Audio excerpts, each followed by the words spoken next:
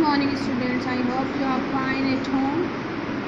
This is our chapter 2, lecture number 3, basic structure of cell.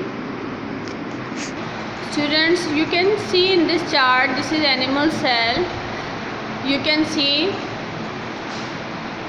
the organelles of all the cells. This is nucleus, this is ER, endoplasmic reticulum. Okay, you can see the dots. ये dots नहीं हैं, ये छोटे छोटे जो आपको दिख रहे हैं ये होते हैं राइबोसोम्स. क्या होते हैं? राइबोसोम्स, जो कि आपको यहाँ साइटोप्लाज्म में भी दिख रहा है और एंडोप्लाज्मिक रेटिकुलम के ऊपर भी स्टक है. ठीक है, आप ये फर्स्ट आ जाते हैं, यहाँ से स्टार्ट करते हैं ना. ऊपर से न्यूक्लियस. न्यूक्लियस के अंदर आपको ये जो दिख रहा है ये होता है न्यूक्लियोलस. ठीक है, फिर ये न्यूक्लियस के ऊपर जो आपको पोर्स दिख रहे हैं इसे कहते हैं न्यूक्लियोपोर्स. और फिर न्यूक्लियस के अंदर क्या होता है? डीएनए होता है. और ये ऊपर जो न्यूक्लियस को कवर किया हुआ है ये न्यूक्लियर एनवेलप है. फिर इसके बाद आपको ये जो दिखा रहे हैं धागे नुमा इस तरह से आपको दिख रहा है, ये साइटोस्केलेटन है.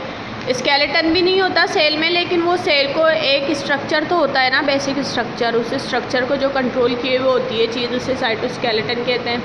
ठीक है, अब एंडोप्लाज्मिक रेटिकुलम हमारे पास दो तरीके के होते हैं. एक रफ एंडोप्लाज्मिक रेटिकुलम, ये देखें rough endoplasmic reticulum. Rough endoplasmic reticulum में अगर आप गौर से देखें तो इसके ऊपर बारीक बारीक आपको डॉट्स दिख रहे हैं. ये डॉट्स जो हैं वो राइबोसोम्स होते हैं जिनका काम होता है प्रोटीन बनाना.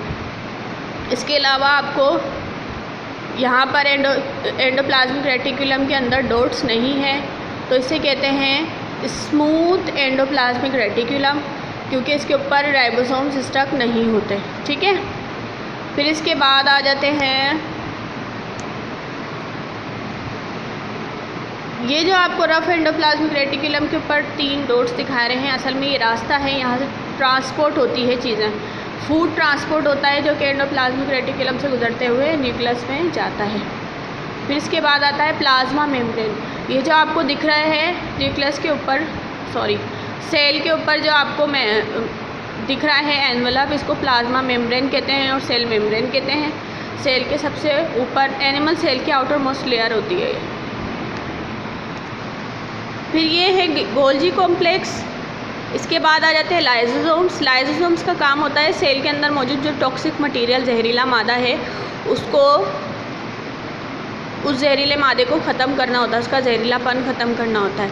फिर ये है माइटोकॉन्ड्रिया. माइटोकॉन्ड्रिया को powerhouse of the cell कहते हैं. Powerhouse of the cell, इसका मतलब ये है जो रेस्पिरेशन का जो प्रोसेस है वो माइटोकॉन्ड्रिया में होता है. सेल को पावर प्रोवाइड करता है माइटोकॉन्ड्रिया, इस वजह से इसको powerhouse of the cell कहते हैं. ये देखें फ्री राइबोसोम्स दिख रहा है आपको. फ्री राइबोसोम्स फ्री भी होते हैं और एंडोप्लाज्मिक रेटिकुलम पर स्टक भी होते हैं. अच्छा, ये तो था इंट्रोडक्शन.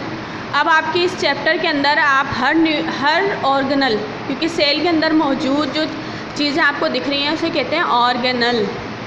तो अब आपको हर ऑर्गेनल का एक अलग टॉपिक मिलेगा, उसको डिटेल वाइज आप सुनिएगा और समझिएगा, और जो क्वेश्चन हो वो यकीनन आप पूछ भी सकते हैं.